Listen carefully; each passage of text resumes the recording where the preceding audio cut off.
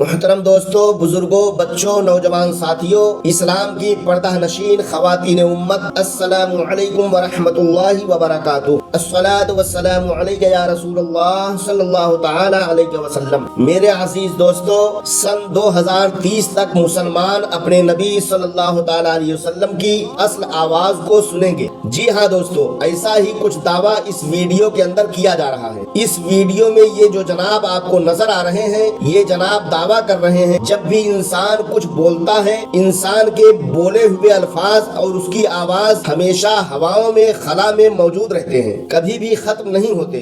بالکل اسی طرح ہمارے نبی صلی اللہ تعالی علیہ وسلم نے بھی جو حجۃ الوداع کے موقع پر خطبہ دیا تھا اپنی مبارک آواز میں، وہ خطبہ آج بھی آپ کی اصل آواز میں خلا میں موجود ہے، اور آپ صلی اللہ تعالی علیہ وسلم کی اصل آواز میں جو خطبہ ہے اس کو فرانس کی ایک کمپنی نے ریکارڈ کر لیا ہے، اور 2030 تک مسلمانوں کو اور دنیا کو ہمارے نبی صلی اللہ تعالی علیہ وسلم کے اصل آواز میں وہ خطبہ سنایا جائے گا۔ ایسا ہی کچھ دعویٰ اس ویڈیو کے اندر نظر آ رہے یہ جناب کر رہے ہیں۔ اس شخص کی اس بات کو سن کر کے کافی مسلمان اس بات کو خوشخبری مان کر کے 2030 کا انتظار کر رہے ہیں۔ وہیں ہمارے دوسرے بہت سارے ایسے مسلمان بھائی بھی ہیں جن کا یہ کہنا ہے کہ یہ ایک دجالی سازش ہے، دجالی فتنہ ہے، اور اس کے سوا کچھ بھی نہیں ہے۔ مسلمانوں کے لیے خوشخبری ہے یا دجالی سازش ہے، اس کے بارے میں بعد میں باتیں ہوں گی۔ پہلے آئیے ان جناب کا یہ ویڈیو دیکھتے ہیں اور ان کے دعوے سنتے ہیں۔ اجمی کو عربی پر کوئی فضیلت الا بتقوی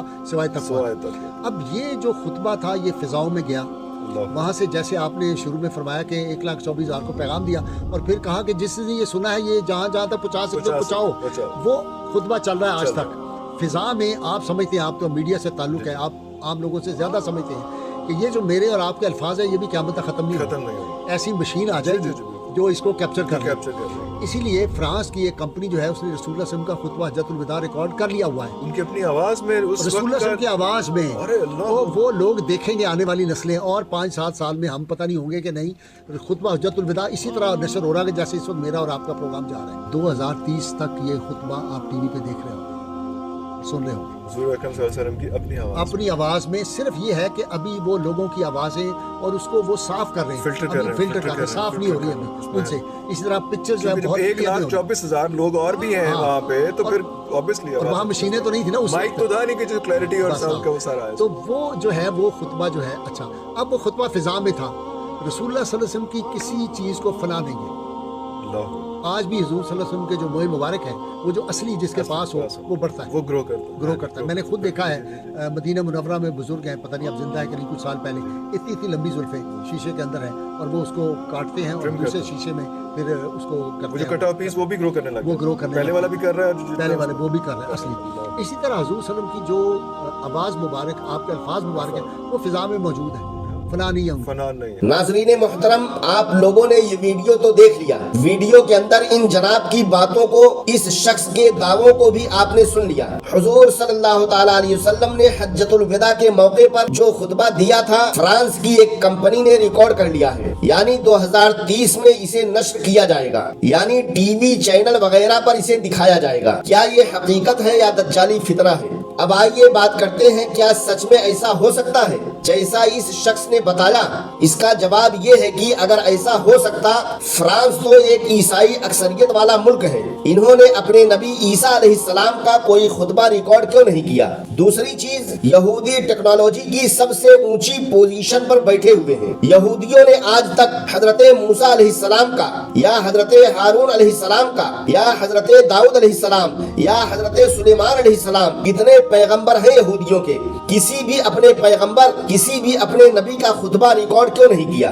فرانس جو ہمارے نبی صلی اللہ علیہ وسلم کا خاکہ، مجسمے اور تصویریں بنانے کی اجازت دیتا ہے، تصویریں اور خاکے بنانے والوں کو سپورٹ کرتا ہے، فرانس جو عیسائی اکثریت والا ملک ہے، ہمارے نبی صلی اللہ علیہ وسلم کی جہاں علی اعلان گستاخیاں کی جاتی ہیں، وہاں بیٹھے ہوئے عیسائیوں اور یہودیوں کو صرف اور صرف ہمارے نبی صلی اللہ علیہ وسلم کا ہی خطبہ کیوں یاد آیا، جبکہ ان لوگوں کے دلوں میں ہمارے نبی صلی اللہ علیہ وسلم کے لیے بغض بھرا پڑا ہے؟ یہ سب کچھ چھوڑ کے ہمارے ہی نبی صلی اللہ علیہ وسلم کا خطبہ کیوں یاد آیا؟ مجھے مسلمانوں کے لیے یہ کوئی خوشخبری نظر نہیں آ رہی ہے۔ بلکہ دجالی ایک سازش نظر آ رہی ہے۔ ہمارے نبی صلی اللہ علیہ وسلم کے خطبے کو لے کر کے کسی کی بھی آواز لگا کر کے اور اسے اپنی طرف سے نہ جانے کیسی کیسی باتیں، نہ جانے کیسے کیسے حکم ملا کر کے مسلمانوں اور دنیا کے سامنے پیش کیا جائے گا۔ بڑی تعداد میں تو مسلمان ابھی اس کو خوشخبری سمجھ کر کے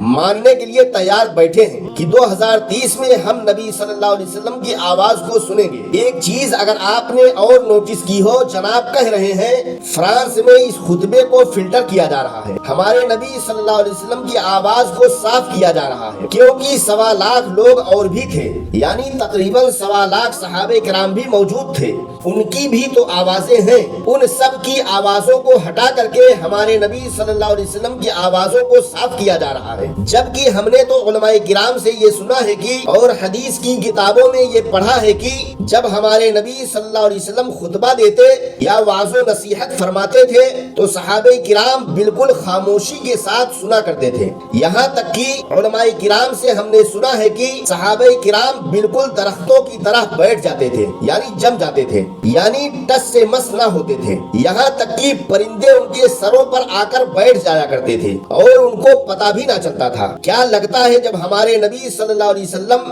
حجۃ الوداع کے موقع پر خطبہ دے رہے تھے تو صحابہ کرام چلا رہے ہوں گے معاذ اللہ، یا صحابہ کرام اپنی اپنی باتیں کر رہے ہوں گے معاذ اللہ؟ اس انسان کا سب سے پہلا جھوٹ تو یہی پکڑا گیا۔ ایک دو چیزیں ہیں جن پر میں نے دھیان دیا اور مجھ ناچیز کو سمجھ میں آ گیا، یہ کوئی خوشخبری نہیں، یہ ایک دجالی فتنہ ہے۔ اللہ پاک تمام مسلمانوں کے ایمان کی حفاظت فرمائے، تمام مسلمانوں کو اللہ پاک سمجھنے کی توفیق عطا فرمائے، ایسی سازشوں سے بچنے کی توفیق عطا فرمائے۔ آپ اور بھی چیزوں کو دیکھو گے تو آپ کو صاف صاف دجالی سازش نظر آئے گی۔ ویڈیو کو ثواب کی نیت سے ہر مسلمان بھائیوں تک پہنچائیں تاکہ لوگوں کو اس کے بارے میں جانکاری حاصل ہو اور اس فتنے سے بچ سکیں اور اپنے ایمان کو محفوظ رکھ سکیں۔